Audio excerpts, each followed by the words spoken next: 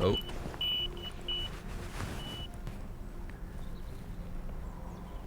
Got some hope on there. You have, haven't you? They do pull there, don't they?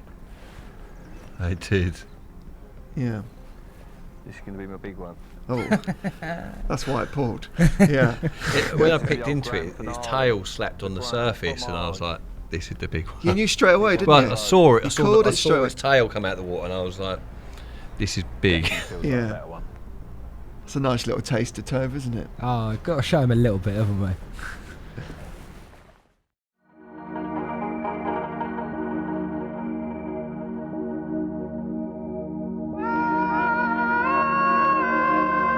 The Thinking Tackle Podcast. Okay, we're live. Welcome, guys, to the podcast. Oscar Thornton, Darrell Peck Hi. from Thinking Tackle. Thinking Tackle. Yeah. Got Thinking the right Tackle. one this time, didn't you? Yeah. What was it? The podcast or something before? Darrell and Oscar from the podcast. Yeah, I think yeah, so how are we? Yeah, I'm good. Yeah, I'm alright. I'm good. Oscar's first appearance on the podcast. Yeah, a little bit nervous. I should be alright. No, you'll be fine, Oscar. Yeah, I mean, this is your first Thinking Tackle with, anyway, and doing it with Darrell. I mean, what was that experience like? Well, like I mentioned earlier, I didn't think I'd ever be doing a Thinking Tackle with Darrell Peck, but yeah, it was brilliant. So how did the whole thing sort of come about? Tom, I don't know how it actually came about now, thinking about it. I think Tom just said, would I do a Thinking Tackle? And I was like, yeah, of course I'll do one. Yeah. And then they said, yeah, we'll get you to do one with Darrell. And I was like, yeah, it'd be brilliant. I'm well up for it. Yeah. Yeah, no, it was fantastic. Loved it. Did you feel like you had to be a bit of a mentor for someone's, sort of first start on this, Darrell? Well, a little bit, because obviously normally I'm like it's me and Dan, and it's Batman and Robin, isn't it? And I play number two, like Robin. But obviously I'm more experienced than Oscar in front of camera, so I have to take the Batman role, which is like doing the introduction, not just the fishing, try and do a bit more chat. But I was just we weren't going to anywhere that was. We knew where we were going. It wasn't going to be somewhere where it's going to be too testing. So that obviously, with that in mind, it made me more comfortable to obviously let Oscar do what he's got to do, and yeah, I think it all worked out pretty well. Yeah, it looks great, guys. Is that your type of fishing then, Oscar? Generally, I know we've spoken before about that. You like sneaking around the edge and yeah, obviously like that did come into it, so that was good. That's probably that was one of my favourite parts, to be fair. That I could bring my own fishing into it a bit, because I don't know. I do a bit. Yeah, I would say I do a bit of what we did when we were there. To be fair, yeah, a lot of it was kind of what I would do. Yeah, but I do a lot of that edge fishing, don't I? So when I got to do that, yeah, it was brilliant. Was there a specific sort of narrative for how you were going to film? So for the listeners and viewers, there are 3 programs in the series, aren't there? Yeah. One on the Cotswolds. So yeah, Dan and I filmed on it's a new embryo lake called Snail Lake. Snails, yeah. It's not open. It is open now, but at the time it was like they'd just taken it on. So yeah, first episode we filmed was there, and then there's the one that Oscar and I have just done at Cables Lake in Oxfordshire in Abingdon, and then the other one was Broome, again another embryo lake. In where is it? Where is that? Where is Broome? It's sort of. Is it Cambridgeshire? I don't think it's quite that far. Yeah. It's near Biggleswade, that sort of area. Yeah. Mm. So, is there a narrative for? I mean, what the reason why you picked those 3 different venues? Well, obviously with the COVID situation at the moment, fishing is super busy in the UK. It's like incredibly busy. So, like the day ticket lakes are. So, if we were going to go to them, it's difficult to manoeuvre. When you're fishing a lake, the most difficult thing is other people being where you need to be. I said that before a few times, but that is the single biggest problem. And we've not been able to travel abroad. It's less densely populated abroad with anglers, so that option again was taken from us. So, like Dan having these embryo waters is made it possible for us to produce content through these difficult times. Yeah, it was handy, wasn't it? This is a beauty with Embryo as well. You got such a diversity in different venues as well. Yeah. So and the one that you two done was interesting as well, because wasn't that filmed early sort of springtime? Yeah. So Dan wanted me to go and do a Recce Trip because he thinks it always comes across better if you've been somewhere before. You've got a bit of an understanding. So everyone's schedule's busy-ish. and I went at the back end of April, which you'd think would be quite a good time to go to a lake like that, but it snowed. Oh dear. So on arrival, I fished in the stocking swim, which is the first swim on the car park. I saw fish jumping on arrival, saw fish topping in the centre of the lake. Found a clear spot out there, fished, I think it's about 130 yards, something like that, because there was a swim closed, which meant the fish were sort of holding in that central area of the lake where the swim was closed. So I was having to sort of get into that water from this stocking swim.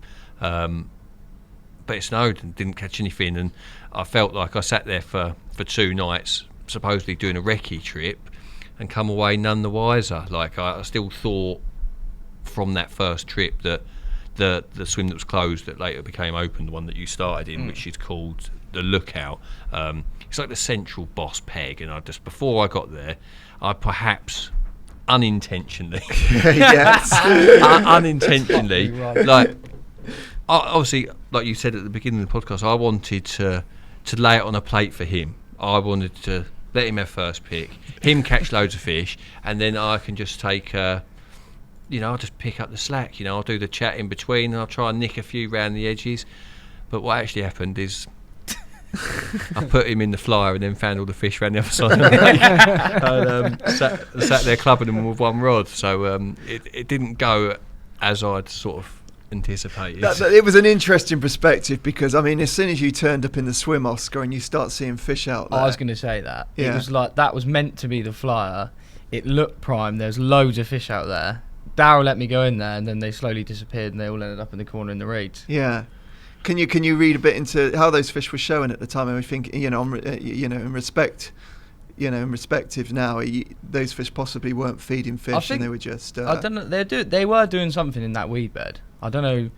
They were tearing the weed up, and they were sheeting up, and they did look like feeding fish. I don't know if they're feeding. I don't know what they're doing. They could have been eating snails in the weed.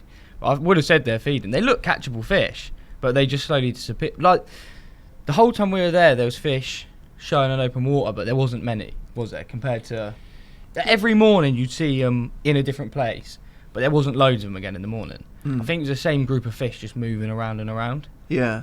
I think they might have been up in the water, possibly, because, like you say, there was fish jumping in the middle of the lake. They're moving around during the course of the time that we spent there, but I was fishing close to the edge in probably half the depth of water what it is out in the middle of the lake. And when you caught fish into the reeds as well, it's again fairly shallow. Yeah. And I don't think he was getting it that wrong in the open water, that if they were having it out there, he would have caught them out there. That's sort of how I feel about it. I feel if they were on the bottom and they were eating, then Oscar would have caught them. There was an interesting point though when you said, when Oscar was already in the swim, and you said, well, where would they be in springtime? And you ended up fishing, shallow water along a reed line. Is that genuinely what you would do then? Well, I've had good success previously in years gone by at fishing to reed beds sort of late April, like on a few venues. But I was fishing at Wasing at the time, and Tom Stokes had caught some fishing near some reeds. The fish had been getting in the reeds there, and it was like a something that triggered me, because it'd been something. It was very current. I'd been hearing of fish in reeds and I looked at this reed bed, and no one has ever talked about. No one says cables. They never say, "Oh, the reed bed's really good. Like, it's a nice holding area." They always talk about, "Oh yeah, you want to smack it in the middle." But there's 2 massive reed beds, and I'm just looking at them thinking, if I was a carp, I would be in there. And then as I was thinking that, it was like you could see the reeds moving. I was like, oh hello, hello. That's sort of how it unfolded. When you're fishing up to reed beds like that, you alluded to the fact as well. You saw a little channel and a little pool inside the reeds. I mean, is that the sort of thing that you're looking for when you're fishing up to reed beds? Because it's looking at those spots as well. It can be challenging to sometimes know where to put a bait and actually be able to see those channels and stuff as well, can't it? Yeah, obviously a pool within a reed bed is like about as good as a carp nest as you're ever going to find in the spring. And the reeds, obviously, like there was a wall of reeds, and there was a sparser bit at the front of the reeds, and then it did open up into a bit of a pool. And as soon as I'd seen the first sign of carp in there, you're just thinking, oh god, there's loads of them in there. And I think the North Met was the same. You know, there's a big reed bed there, and they used to like. It's something about reed beds at that time. That's when they're really coming into their own, like late April, early May, spawning time. The average size of the fish that I caught generally were quite small, which, you know, it could be the males getting ready, like hanging out for spawning, you know, potentially. But I'm now looking at the lake, having had that session there with Oscar. You know, if you imagine everyone casting spomming in the middle, why wouldn't they just go and sit in the reed bed out of the way? Yeah. they obviously do. But until we went there, I didn't know that. I think I might have found is that the right clip there, Darrell? What we're looking at here. So yeah, that's the reed bed that I was fishing towards. you can see the reeds moving, just can't you? Away from everyone casting. With the reeds knocking all over the place, my thoughts were confirmed and it was game on. I had a led about and found that the bottom wasn't the cleanest, so a helicopter rig with the bead pushed up would be my Love go-to. Paul's VO. I know, he's got it, yeah. You know, nice shout out to Paul. I said I love the narration on that, yeah. And out of the debris. I placed the rig a little back from the reeds and baited with 10mm essential cell and sat back and waited. The first evening when I cast my rod down there, and there was a bit of bubbling going on, and I got my binoculars to look up to see what this bubbling was, and as I put the binoculars up like that, it went black, and I was like, I thought I'd left the cap on, but it wasn't. It was a fish jumped out, like right, Really? because it wasn't very far away. It's only Wow. 40 yards. The screen just went black. I was Jeez, Yeah. you don't get that very often. no. Yeah, I mean, and when you're finding them in those sort of areas, do you find that, you know, sparsely baiting, you don't need to be hammering too much bait out there? Well, I very rarely hammer a lot of bait out. I always think the more bait you put out, the longer it takes for the fish to find your hook bait. And bait, I treat baiting as enough to draw the interest, and just a couple of free handfuls over each cast or after each fish as such. It's just enough, you know. Get them once they take 2 or 3 boilies, and they pop up. They get a bit greedy and they take that one, don't they? It's not like getting competitive feeding going on because you've already got fish in the area anyway, so you've already got traffic going through there. Yeah, it's just trying to generate enough interest to pick up the pop-up. They don't get too bothered when you've hooked a few either. They were staying in there, were they? Yeah, it didn't. It slowed down. I think I caught 7 in the first 24 hours, and then it sort of it petered off a little bit. You know, there's only so many times. Watch your mate get dragged Yeah, away. but when I obviously at the end of the film, I caught one of the bigger ones, or the fish called Bullet, which is a 40-pounder. The previous night, I'd had a couple of beers, and I got probably a little bit more trigger happy with the catapult than I perhaps might have done had I not had a couple of beers.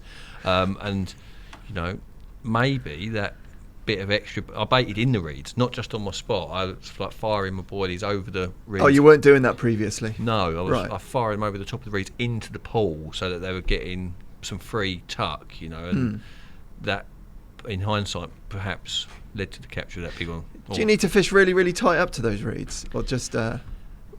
Well, the bottom was a bit softer, really tight. It was slightly shallower and softer, and I couldn't get a good drop. Whereas if I was hit the clip tight, but then allow it to swing away a bit, I was getting a better drop. I reckon my rig was probably 5-6 foot away, maybe even up to 8 foot, 5 to 8 foot off of the reeds, and it was harder there. And it gave me enough time as well. When I was picking up the rod, they weren't in the reeds. You know, if you're fishing like that far away They're from in them already. They're in there on the Yeah. bite, whereas when I Yeah. was picking up the rod, they were erupting on the edge rather than. I guess being- reed stems and stuff like that. You don't when you're really close. You don't really know what you're fishing over, do you? It's a bit. But they get sort of tear down, don't Yeah, they? You know, yeah. Just because what you can see doesn't mean that's the edge of the reed bed. There's generally a few more sort of staggered down. Yeah, no, it was interesting seeing it. What's your perspective on the start of the session for you, Oscar? I know you saw him in the open water, and typically is that what you would do? Solid PVA bag fishing? Well, I just went straight in with a bag, straight at the show and fish, because I thought they're feeding. I thought this is a prime shot. I did actually put a zig out, even with you saying that. Yeah, you said that. I did yeah. put a zig out, but yeah, I didn't have nothing on that either. But no, I would have done that in any other situation. I would have gone straight in there and cast rigs at them fish straight away, 100%. Yeah, it's just not meant to be, was it? No. What about solid bags with you, Darrell? Is that the sort of thing that you would do if you were stepping into that swim? Probably go in with single pop-ups to start with. solid bags are coming into my fishing more in recent years. I've sort of, because everyone's fishing pop-ups these days, if you think of trends in the last 15 years or so, it might even be longer, but if you're talking like stiff hinge rig, chod rig, spinner rig, it's all revolving around pop-ups, bright rigs popped off the bright baits popped off the bottom, and these rigs are so efficient, you know, they're so good at self-hooking that I almost feel that the carp, they do ignore them now, you know, at times. You know, they won't just hang themselves as readily as they used to, and I think the solid bag is a great one bite tactic, like a mega one bite tactic. But I also think it's better. It's got pros and cons, as in there's so much attraction in there that it works better at night than a single pop-up, in my opinion. So I think solid bags are much better than single pop-ups at night. But on the flip side, if you've got nuisance fish, then they're working against you, because you're having to recast all the time because you're constantly catching nuisance fish. Like I tried solid bags at Welly with thinking that the bites at night are coming. The bites are coming in the night over minimal bait. Well, that's got to be the way to go then, going with a solid bag. But 8 bream later, when people say there's no bream in there, and you're catching 8 bream in the night and you can't sleep, you're thinking, this can't continue. You know, I'm not the sort of guy that likes to wade through things. You know, once I get my rods out, I want to sit down unless I get one. No, exactly. I guess. I mean, you know, without the nuisance fish, that could have been a different scenario on that. But are you still saying that you would rather use something like visual during the day versus like a PVA bag? Obviously, when you first said what would you have done, I would have put single hook baits out because it's easier. You know, because solid bags are a bit of a pain in the butt, aren't they? But I don't think that would have made any difference to the situation. You know, I think, like I said, if those fish were feeding well on the bottom, Oscar would have caught them. I think it was just the timing of the session. But say, you know, if I'd have been fishing there with Dan, and Dan had offered me first pick, I'd have gone in where he went, 110%, and I'd have been buzzing about it. You must have spoke to Danny before the session. Yes, you must have spoken to him before the session. Oh yeah, I knew that was a flyer. Yeah, I wanted to go in there. Yeah, there's a bit of pressure on you, isn't there, as well, to start off with as well. I felt for you at the start a little bit because I was feeling it 2 days in. I tell you, it was starting to get me bad. Yeah, Darrell had about, I don't know how many you'd had after the first 2 days. Yeah, I caught more at the start, didn't I? Yeah. Were you still able to sort of keep your head though through the session? Did you? Yeah. I knew if I lost my head, then it was all just going to go. It's just going to get worse and worse and worse. There's no way you're getting through it if you lose your head. And what about the actual filming experience for you, having the cameras there and stuff? Did you find that impeded your fishing too much, or? Not really. I think it's Kev always says it's like fishing with a handbrake on a bit, but we've heard that a few times. Yeah. He kept saying it. It's good. You don't realise how much goes into it though, like how much hard work there actually is. Like you don't see any of it, because obviously you don't see any of it. You don't see anyone who's behind doing all the filming. So there's so much more that goes into it that I didn't realise went into it, and all the planning and everything else. Like everything you've got to do. Well, I just didn't expect as much as there was, if you know what I mean. But I still enjoyed. Like I'm not saying it was harder work than I thought it would be. Like I really enjoyed it. Yeah.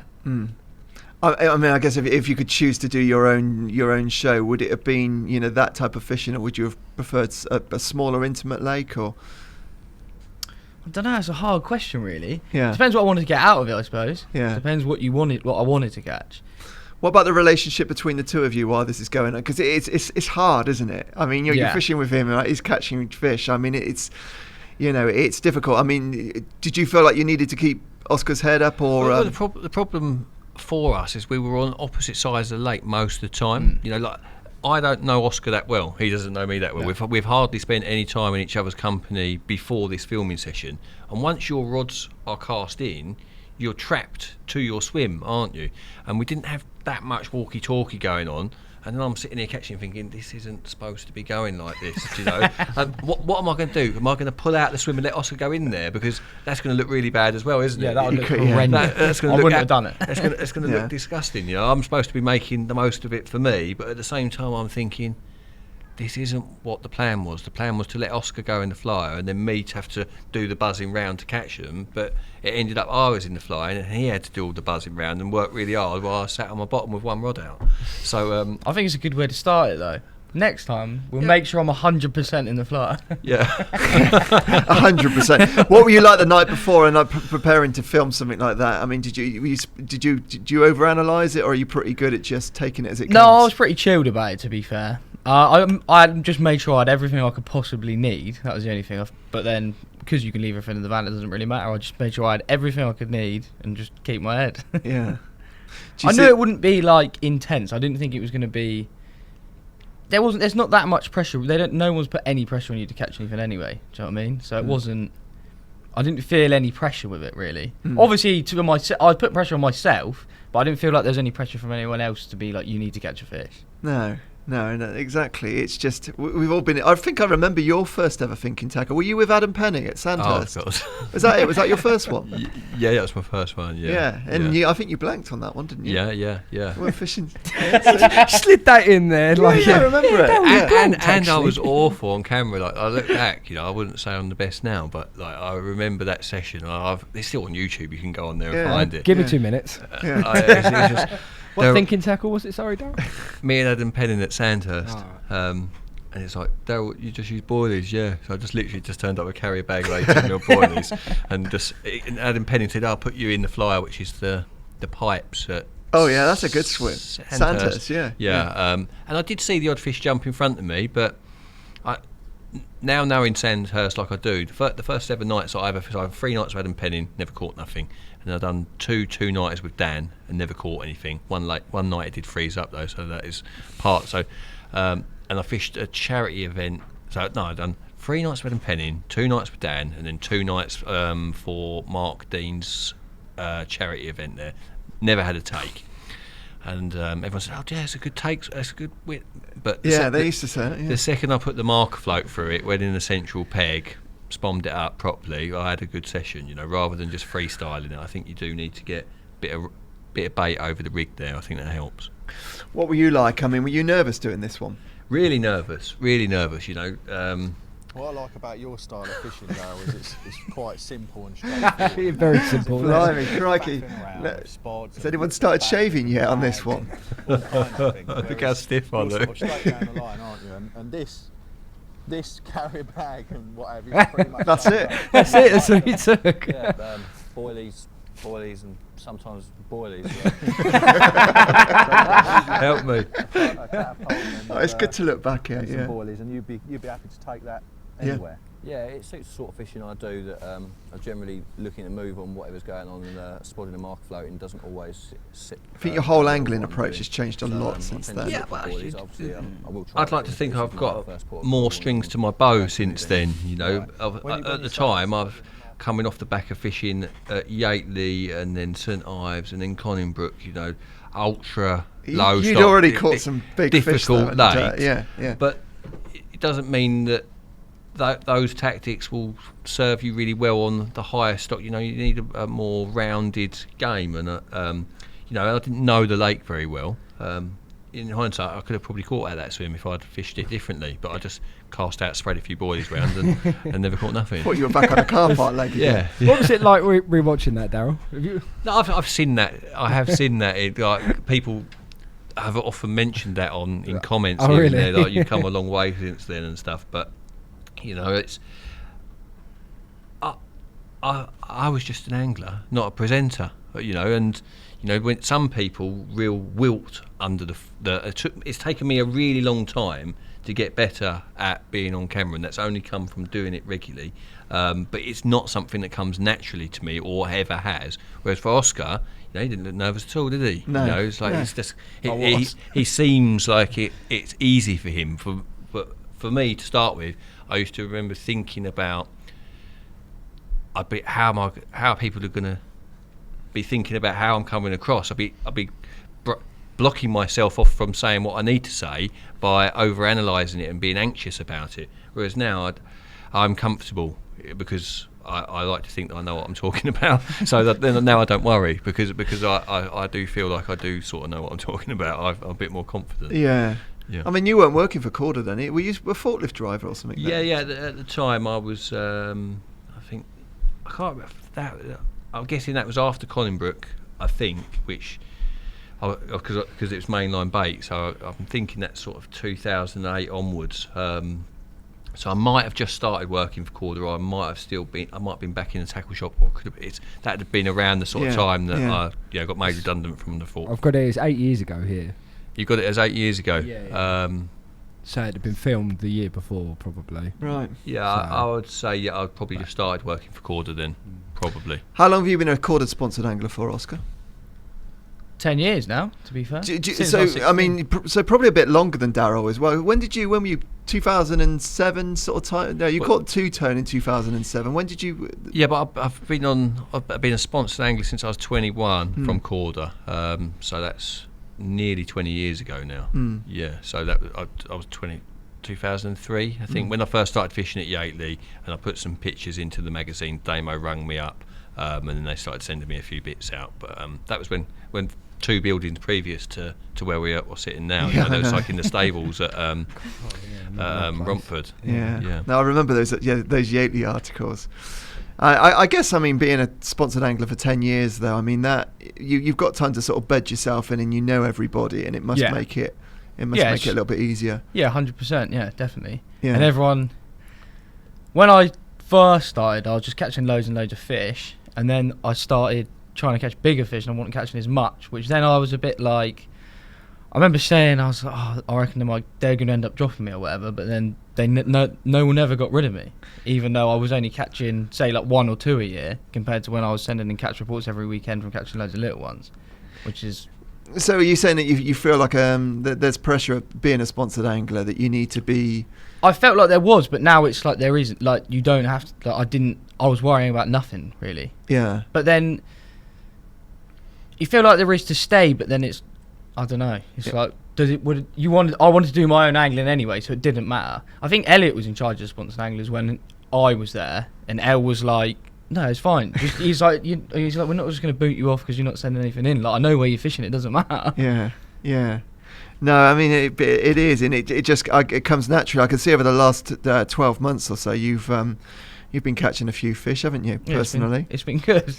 What sort of waters are you fishing? Non-publicity sort of places, or? Yeah, I can post the photos, but I just can't see where they're from. Right. Okay. But so I've got like 2 syndicates. We'll put some photos up after this, Tove. Actually. Yeah. Yeah. So I've got a couple of syndicates, and then I've gone back to Rockford this summer to do the summer.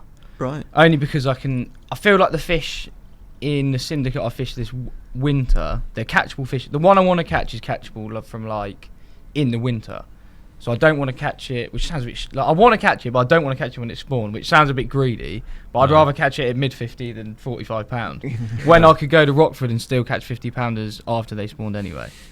So I'm just sort of...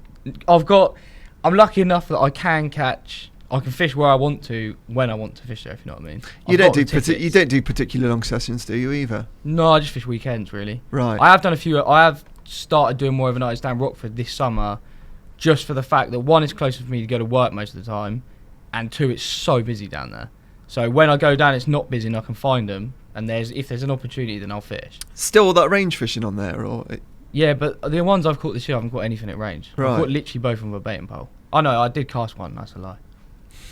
Would that surprise you, Darrell, to hear that things have changed a little bit on there since you were fishing it? I think it's the time of year. You're talking about summertime, are you? You caught yours. Yeah, when I started on Rockford, it was the last week in September, and from then until Christmas, as far as I'm aware, they went into the bays once in that time frame. From say call it the beginning of October to December, they literally moved into that bay once. They were in there for 24 hours, 48 hours, and then came out. And you can catch them short in there. And in the spring, I think you can catch them in there short as well. But it was when I was fishing there, they were just parked in the middle. Yeah, it's a different lake as well. It's had more fish in there, more bream, less anglers. I had a bait boat. Totally different. It's hard, isn't it, Rockford? Yeah. Now it's busy, and there are time restrictions on there. Yeah, 5 nights on, 2 nights off, I think. So that's quite a lot of time still, isn't There's it? There's a lot of people like full timing it up, but it is still like you said though. They go into those bays in May, and then by October they won't go back in there again. You won't see them in there. That's why it's prime for me to fish it in the summer now, to do overnighters and just nick chances at a weekend or in the week, whilst they're still huge. Yeah. Yeah. But you just like when you see 50-pounders swimming around like 6 foot out, that's prime. Yeah, of course it is. That's what you want. Yeah. Because people ignore the bays as well down there. They just they literally walk past and won't look at them Because it's just a perception that Rockford's range fishing. Yeah. But I don't think it doesn't do as many fish at range anymore either. Where I feel like range fishing, there's so many people now as well who can fish mega range. Like I don't know if that's anywhere else, but down Rockford there's so many people who can fish range and accurate. You're Like, talking 150 yards or plus, that sort of. But one of my mates, Jester, he'll fish 200 yards. Like no one believes it until they see it. Tom come down to do a feature, and I think Jester was fishing like 198, and then put 3 rods out in 4 casts, mega tight, and then Is he using braid or anything? Or? Yeah, using braid. Yeah. But then he was spomming and hitting the clip every time, Yeah. and Tom was just stood there like, I don't know what's going on yeah, there. that's. Thing is, he's a one-off, isn't he? There ain't many that do that. No, you know. There's a few people who can do it, but he is like he does it to perfection. He's a local legend. That's what I always say. That's what I always say though. Like if he can do that and he's not catching fish, then why? There's no point me even trying it. Yeah. I can't fish anywhere near that range. If they're out there, he's done that, baited it, and it's all prime. I'm nowhere near it, so I'm not going to do it. That's why I fish the bays. But like you say, if you've got someone on there that's doing it that well, and you've got to look elsewhere. Is the stocks of fish and everything still? I mean, you still got a reasonable stock in there, or? Don't think so. Right. We reckon there's probably about 70 or 80 left now. That's Right. about it of the originals. They put 10 Simo stockies in there as well, I think. But I mean, really, there'll be huge one there. I think they've already. I don't know what the biggest one is. I think they put them in between 18 and 20, and they're like £27 now. But they'll be huge, I think. Why is it such a rich water? Is it anything in particular with that lake? I don't know. Don't know. Obviously, it's far southwest, isn't it? So all the lakes around there have produced big fish. Historically, it's probably one of the warmer parts of the UK. Those fish are obviously of a good strain. When I fished it, it was full of bream, as if you put any form of spod mix out there, you'd be catching bream, guaranteed. And if you think the otters went on there, thinned the carp out a little bit, from what I've heard, they thinned the bream out extensively, haven't they? There's hardly any they're bream decimated. left, yeah. So suddenly you've gone from, they said about 120 carp in there when I was fishing there, and they were already 57-pounder swimming around in there then, so you drop the biomass of the carp, take the bream out of it, and suddenly, I've heard rumours of what's swimming around in there at the minute, but there's a lot of big ones in there, a lot of real big fish.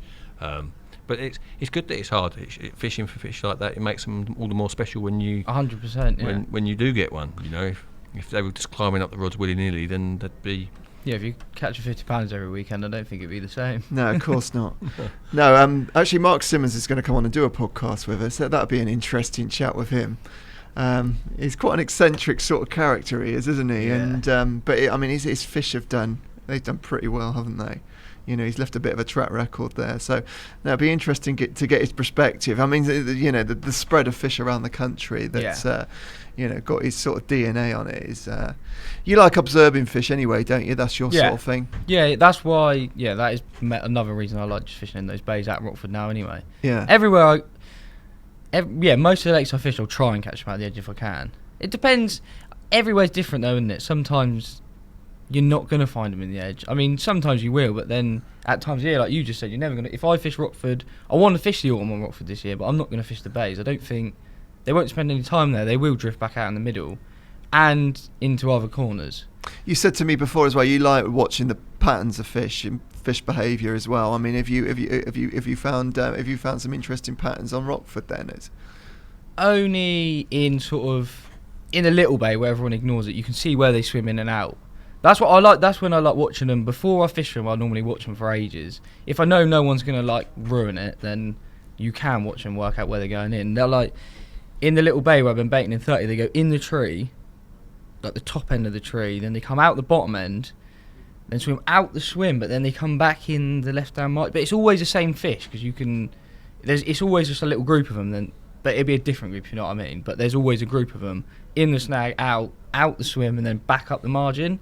But literally like 3 foot out, and then they go and sit in the tree down in the right hand corner, and that's where I've been catching them. But there's I've reeled in off that spot about 3. Well, it's not a spot, it's just silt. But I've reeled in 3 times with a bloodworm on my hook now. So I think that's why they're going to sit down there. Because I've seen them down there sheeting up when I've put no bait in there before. So I'm pretty sure that's where they end up sitting in that corner and churning out. Do you find them? They're always, you've always got these sort of snaggy areas on the lake where the fish like to congregate up. Do you always find that they're catchable around those sort of areas? Really, I mean, you would think that they would be super catchable because they're always there. But is the fishing necessarily that straightforward? Not always. Sometimes you have a carp nest where they absolutely cave it out and you can see it's all that sort of yellow bottom where they really do feed there. And in other places where they have trees where they literally just go to sunbathe. At Welly you got in one of the corners they called it Animal Farm because there's a little farm yard behind it, and it's got this snag bush and the fish get in there all of the time, and occasionally someone might get a take fishing to the edge of this tree, but for the amount of time that they get in there it's absolutely pointless. For rod hours that go in there, they don't really, the bottom's just not right there. It's fractionally deeper than a lot of the lake. And it's just a bit leafy, silty and crappy there. I think some trees are caved out if they've got nice clay and gravel, and it shows. If they're feeding there, it shows. Whereas other places, just if it looks silty and pussy, then it's not so good. Like you say, it could be a nest for different reasons, couldn't it? It doesn't necessarily need to be a nest just so they gorge on. It's just a means of being able to get out of the way. You found that as well, Oscar? No, just when you said about those tree lines that they go to just to sunbathe are like painful tree lines. Yes. Because you can watch them, but nothing you do is going to make them want to eat anything. You can't change it. Yeah, it's the last thing they want to do. They're just there to sunbathe. And the trees you get where you get, if you're casting on the edge of the tree and it's like your lead's going down into 10 foot, but if you were like 6 foot under the tree, you'd be in half depth, and that'd be perfect. But there's no way of getting a rig there. Impossible, and the fish go in the tree, eat on the shelf, and then come out at the same height. And then anything that's on the edge of the tree is just ignored. And there's a lot of that goes on. Yeah, it's, you always find that, do you? It's like if you're at the bottom of that shelf, it's sometimes they'll feed there, but other times that can be the difference, the depth. If they're coming in high and feeding high and going out high, then if you're double depth down, then you're not in the game. It's might as well not have any bait on. No, exactly. Interesting series though, wasn't it? You caught so on Cables Lake. You ended up, we won't give too much away, but you ended up catching a big fish at the end as well. So I mean, you would have to say it was pretty successful. And I think Dan's caught some decent fish as well, hasn't he? On some of the other episodes. Yeah. On the Broom one, he catches a lot of fish and a couple of good ones. I won't start to say any more than that. But yeah, he tore it up. I had the same as Oscar when I went with Dan. I was spectating. I think I caught more swans than I did carp, which is not a good thing. Not ideal. So what happened then? I mean, Dan just got on a lot of fish in the first place. Well, he'd done a couple of sessions there previously, and he knew about a spot that had been raked and that he'd caught from previously. And there was, as I remember it, there was a big weed bed to the left of where Dan was catching from. Lots of fish sitting in that weed bed out of the way, and then just filtering onto his spot as and when. And he just kept the bait going in, and it steadily. He just caught from the get-go, and it just. Yeah, it was just he had a lovely time, whereas I run around like a madman, not catching very much. Highly stressful. I don't think I've never worked so hard for a few 20-pounders. Sometimes you've got to, haven't you? But so the scenario with Dan on that session at Broome then was completely the opposite to your session, where Dan was feeding them and keeping them going on bait more. Yeah. There's a lot of fish in that Broome Lake.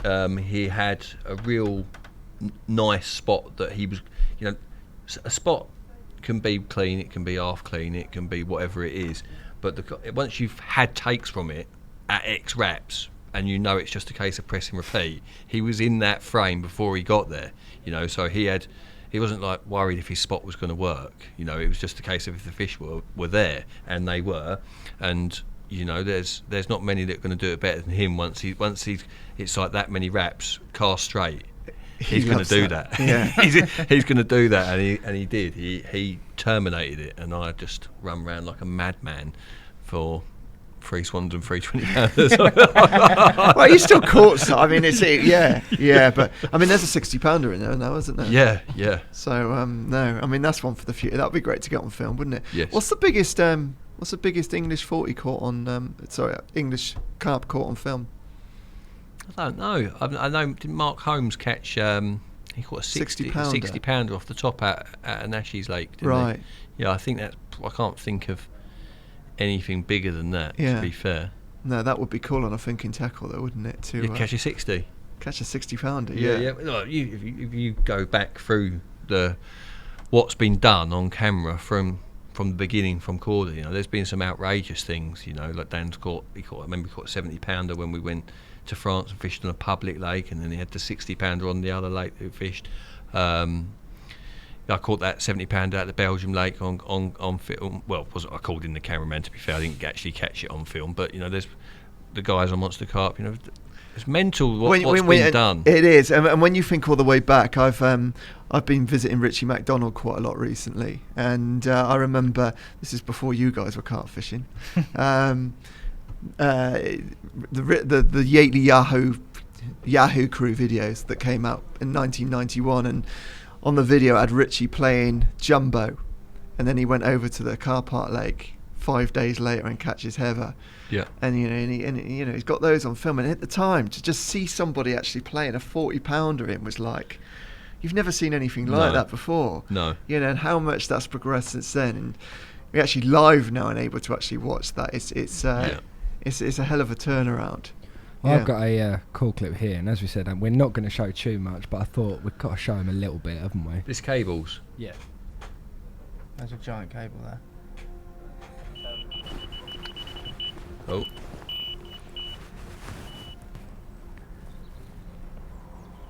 Got some hope on there. You have, haven't you? They do pull there, don't they? I did. Yeah. This is going to be my big one. Oh, that's why it pulled. Yeah. When I picked into it, its tail slapped on the surface, and I was like, "This is the big one." You knew straight away, didn't you? I saw it. You I called it saw straight its tail come out of the water, and I was like, "This is big." Yeah. It's a nice little taster, Tove, isn't it? Oh, got to show him a little bit, haven't we? I'm going to stop it though, just before it gets good. Yeah. I reckon in a minute. Are you nervous about? I mean, does it just feel like cooking any other fish to you? This, or you've got a decent fish on there, and you've got the cameras on. Do you feel like there's a lot riding on that? It's a big one. I mean, you've done it quite a few times now, haven't you? But for me, it's like if the show's in the bag or not. Like when we're going and we're struggling, and you haven't caught one, when you do get one, then that's when I feel it. Because until you've caught enough to make a film, my job isn't done. But at that point, I was a few deep, and I was just keep pressing repeat, looking for the cherry, and that was the cherry, you know. But the pressure, there wasn't much pressure on it, you know. No. The film was in the bag. I'd done enough to. You'd caught as well at that point, so the film really was in the bag. And when we caught that one, it was just like everything was folded up, like we've got a film here. Like. So did you go straight home after that? Then, as soon as you've caught that fish, is that the end of filming then? We were coming to the end, wasn't we? Yeah. We had a bit to pick up, like there's a few shots and things that we needed to get, but effectively, like that, we had another night if we wanted it. But once you have caught that in an ideal world, you catch the big one at the end of the film. Yeah. So. It's funny. I mean, they do generally. They do run in order like that a lot of the time. They're not, because it tends to be the bigger one at the end as well, doesn't it? Sometimes, like obviously, I guess not always. Not always. Like I've been on shoots where we've caught the big one on one of the Buzz films. Caught a 40 pounder on the first day of arriving to this lake. Yeah. And then caught nothing big for the rest of the trip. And because it was the first one, I probably didn't show it the respect, not the respect, but the love and admiration that I should have done, and made a bit of a big dip. I thought, if I've had this in the first half an hour, what am I going to catch in the next 5 days? Right? So I was like, get this one back, I'm going to get rods back out and just start catching 10 pound comments.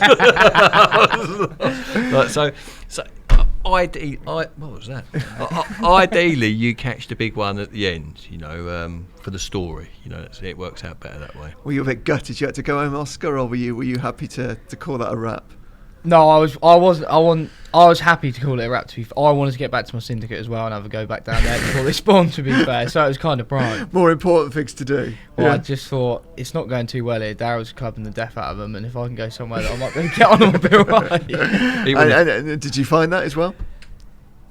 I did go back catch 2 straight away. Actually, Did you? Yeah. Yeah. What about you two and plans for the future then? Are you going to do more filming together? Yeah, I think so. We've just been in marketing, having a meeting just now actually about. We had a date in the diary for August. Is that right? Yeah.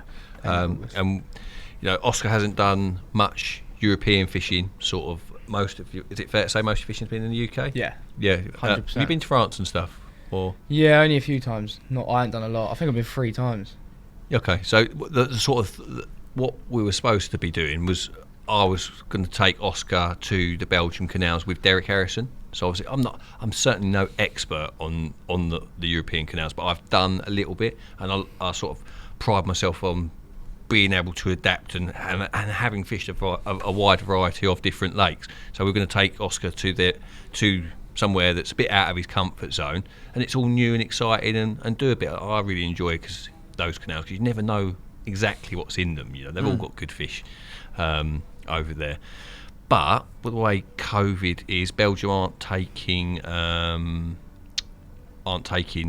UK people at the moment, especially with great reasons. So that's probably looking like that's going to be cancelled now, and we're going to postpone and see if we can go to there's a lake called Vasmeer in Belgium, which is a syndicate lake. And yeah, I already had a week booked there to film the buzz, and we're now talking about not filming the buzz there, but moving the thinking tackle from the canals. Me and Oscar going. Vasmeer, have you filmed there before? I haven't. No, I know Elliot filmed there with Derek Harrison for photography. Oh yeah. And Dan's been there twice, but not filmed there. So it certainly hasn't been done and put out like onto YouTube as such. Is this type of fishing something different to what you would expect? Where have you fished in France previously? I've only fished like your classic. I've been Gigantica, like Trezeals, and that's it, I think. Yeah. So like just your normal pay holiday lakes. So this would be insane. Yeah, I really like Yeah. the public fishing, because I like to search the fish out and find them. Whereas the normal sort of commercial fisheries that you're talking about, it's once you're in a swim, that's your swim. And I get a bit freaked out of the thought of being trapped in a swim for a week with no fish in it. It was like, oh no, I start getting a bit twisted. So I enjoy the public fishing. Belgium, there's so many lovely carp in Belgium. It's Yeah, they look nice, don't they? They're so cool. Yeah. They've got their own carp scene over there, but they're definitely not as densely populated with anglers. Like people, when I speak to the guys at Swallow and our European colleagues, they say, "Oh, it's busy." Like I'm picturing linear, but but it's not busy on that level. It's not busy to them is not busy to us. So when I find myself, it's deserted. What is the carp scene like in Belgium then? Well, I don't know the ins and outs of it as such, but obviously Derek lives in Holland but fishes in Belgium a lot, and they have got it's a lot of overnighter guys, because you can fish on the canals from your vehicles. Most people working and that. They've got a real culture of overnight angling and pre-baiting. I would say baiting is probably my weakest skill in carp fishing. I don't think about bait enough, perhaps. And those guys, a lot of them, they won't fish unless they've been baiting for a couple of weeks. And Derek's always, on these canals you've got to bait, and I can see why, because they're all the same. It's a needle in a haystack. It can be a needle in a haystack, and if you're turning up late, you can't find them jumping. You need them to be finding you, and that's, I guess, why they fish in that style. I guess the locals are not too great on wanting to share information, are they? Do you get enough information from Derek then on that? Derek has been I would say a passionate carp angler that's done time for a long time. He's not someone who flits in and out. Derek is the real deal, as in he loves his fishing, and every year he's doing time. And he's in his 60s. He knows all of those canals. I've done a couple of seasons on that stretch. He's fished them all a lot. So he knows what swims where, and he does know his stuff. Yeah. Exciting stuff, isn't it? But obviously waiting for COVID and see what happens, I guess, as well. Yeah, but they're not going anywhere, these canals. So if we don't go this year and we go to Vasmir instead, it's not Vasmir's very, very good. I've never fished there, but I'd love to fish there. Lovely carp. And if we go to Vasmir this year, then maybe next year we'll go to the canals. So yeah. Any other plans with any? But just that one for now. Going overseas. At the moment, yeah, because it's all up in the air, isn't it? We've just had this conversation in marketing. It's just like we can't make plans without the facts, and with the facts are continually changing, aren't they? So, I've spent the last 2 years fishing in the UK, and previous to that, I'd done loads of time fishing in Europe. So, yeah, I'm clucking to do. God, we take so much for granted, don't we? It's only like now, isn't it, when we I know can't do anything. Some people, you can get work permits to go and do that. But I don't want to go through all the rigmaroles of that. I just want to put my stuff in the car and go when everyone can go, not for special permission round the back door. I wait until it's all level playing field and we can all go. I guess the latest series, I mean, it was a good opportunity to showcase English angling. Because normally, like you say, traditionally you would spread it around Europe a little bit more, wouldn't you? So, it was good in that respect, and maybe we've seen a few venues that we wouldn't normally see anyway. So.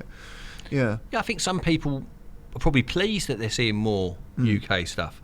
I think a variety. I think it's probably good in a way that we've just done a series of loads of UK stuff, and it'll be good when we start doing the European. It's always good, isn't it? Yeah. What about your own stuff then? You've fishing? Yeah. He's smirking. He's just like, I've had a really, really good spring.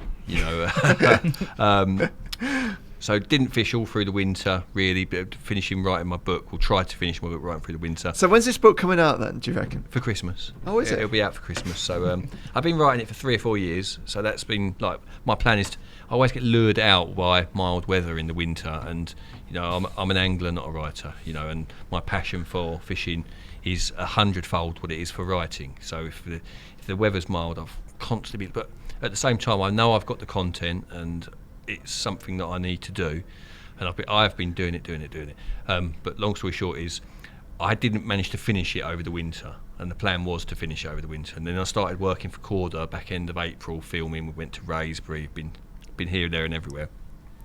And then we got to May, and I was like, I've got this Wazing ticket. I want to go and I want to do the spring there. Obviously, film it there for Carp fix and stuff. And I sort of said to myself, right, I'm going to put the writing away, and then I'm going to go hard, as in like I'm going to do as much as I can in May, and whatever happens. Ideally, what I wanted to do was to catch one of the big ones in May on camera, and then get back to the writing in June. But it played out a little bit better than that, like a little bit better, yeah. Well, it sounds like you had little bit more extra time to write the book than you might have thought then, because you caught quite early on in spring as well, didn't you, on Wazing? So yes, the first trip didn't catch anything. Got there. It was the first week in May. Big winds, what you'd call good conditions, but not good spotting conditions. And having not fished there all from the previous September until then, you're off the pace. Like Tom Stokes and other people and that have been fishing there. The only things that I knew had been sort of heard third or fourth hand. But when you go there and you sit on the bank, what I learned in those first 48 hours was a lot. I was zoned in on where I needed to be from that first trip, and on that second trip, I'll call it 55. So yeah, it didn't take too long, did it? No. What did you sort of learn then from those first trips? Well, there's a swim on Oxley's called the Bowl, and the lake's a bit like a thermometer, is in it's long and thin, and then it opens up into a bit of a bowl at the end, and there's two big snaggy trees, like safe areas where the carp like to get, and they're the only two on the lake. And if you're in that swim, you're the only one that can get anywhere near these trees. And the key was getting in that swim, and once you're in that swim, fishing to where the carp are, it doesn't matter what anyone else on the lake was doing, because you can't catch what's not there, Yeah. And it was a case of finding the right spots near these trees, and getting in that swim as often as possible. And because I had 1 week's filming with Oscar in May, and it's 2 nights on, and then you have to move.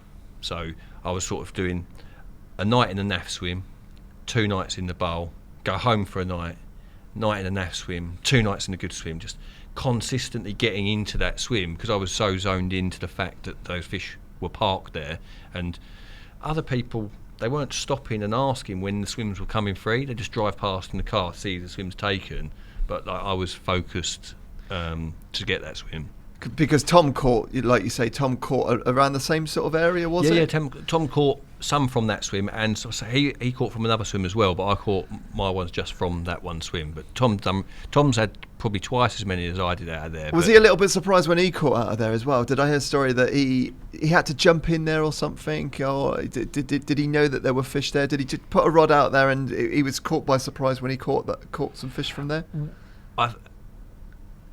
I think what you're referring to is when he caught the big common. He caught the Oxley's common the week after I did, and he'd seen it in the reed bed sulking after I caught it. But what he really wanted to do was get back into the main bowl swim. But he'd done a night fishing to the reeds where he'd seen this common sulking, like while he was waiting to get back into the bowl swim, and he ended up catching the 50-pound common while he was waiting. That's right. Like, yeah. He saw it but didn't necessarily expect to catch it. The weather wasn't what he would think would be the right weather for fishing in shallow water right up against the reeds. It was quite windy and raining, I think, when he caught it.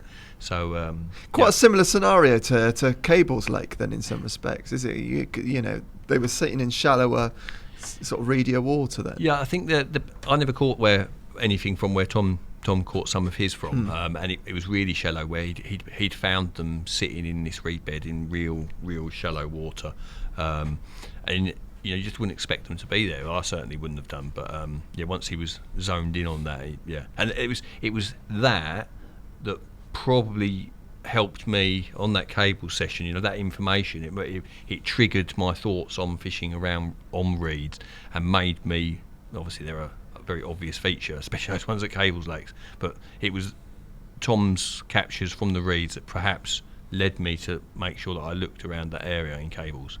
Yeah.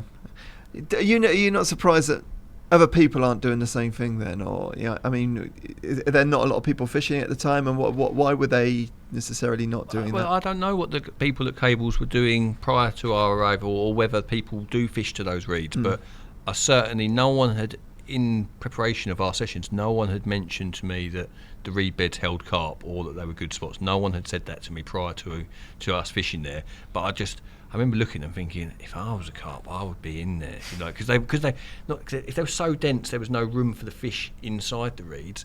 Then you wouldn't have thought that, because they were sparse. I was like, they gotta be in there, and they were. They certainly were. So Wasing, is that where you're going to be fishing for the near future then?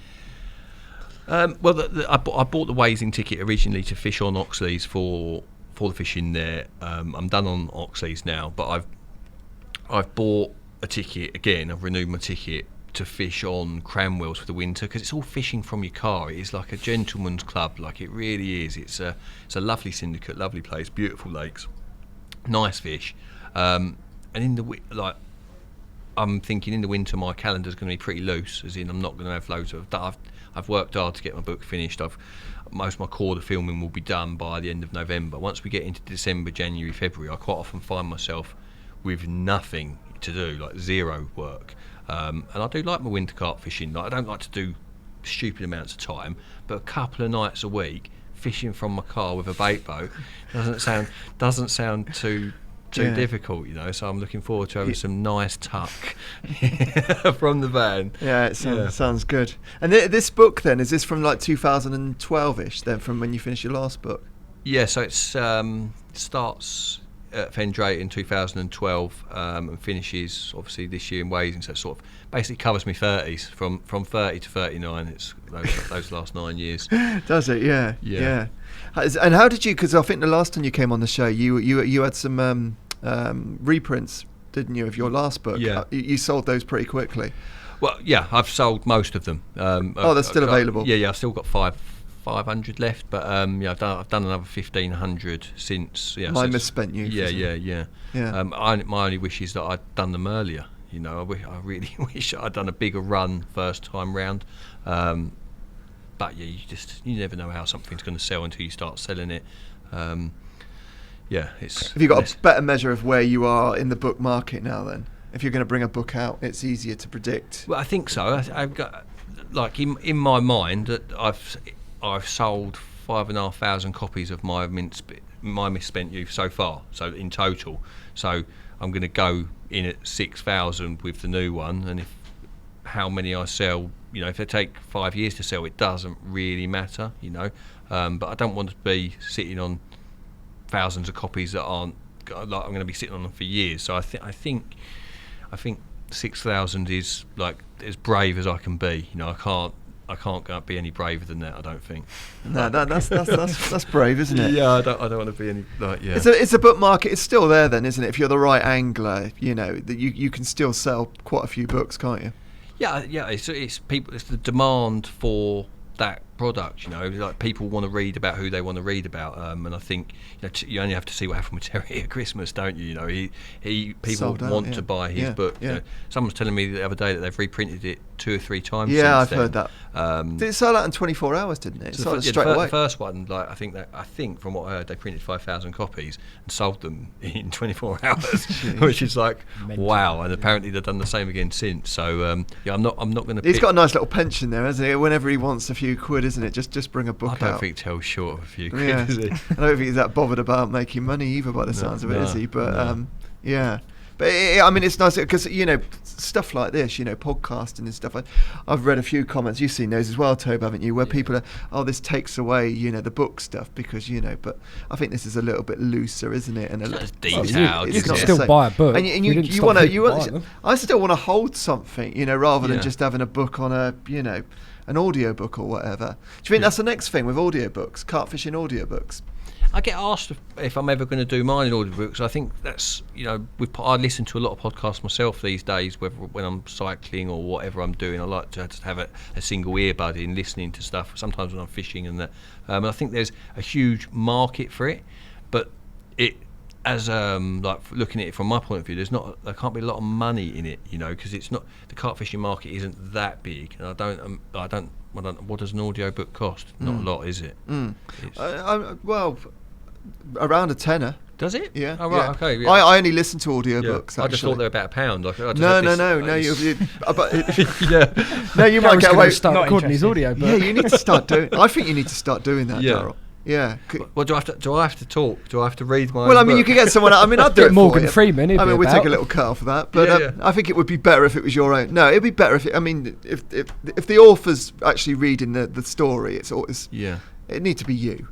But I think there would be demand for that. Yeah, maybe. I don't know why we need to start doing that. I don't think I will write another book personally. Like, having just done this second one, it's taken an awful lot of time, like I've said. And the thought of doing it again, like, literally just makes me die inside.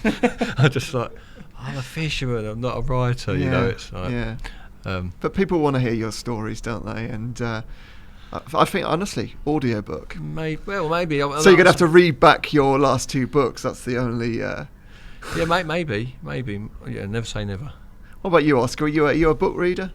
No, mate, not really, to be fair. Yeah. No, I'd rather listen to things. Yeah, right. So it's probably a good idea, to be fair, an audiobook.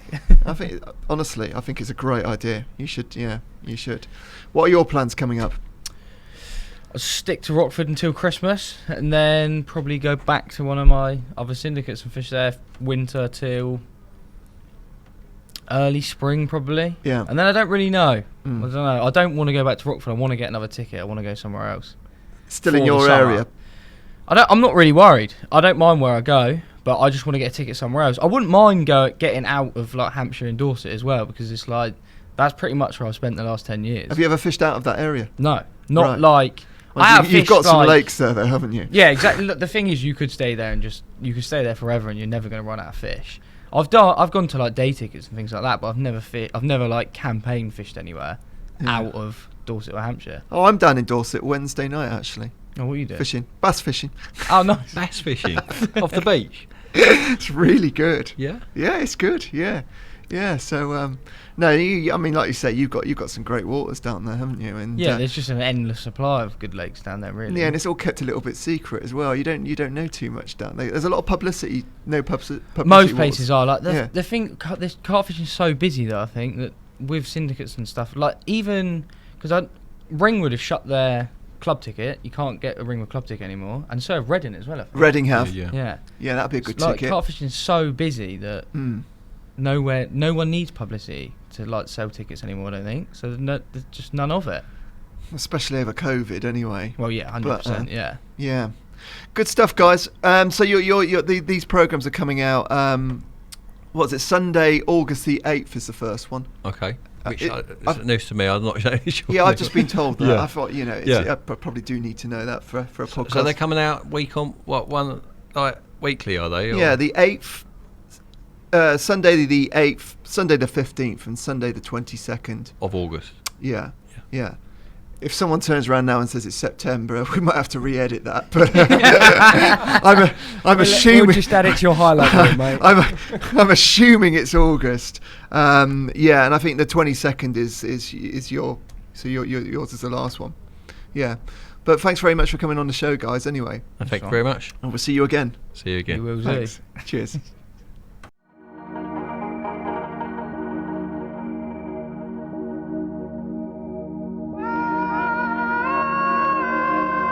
The Thinking Tackle Podcast.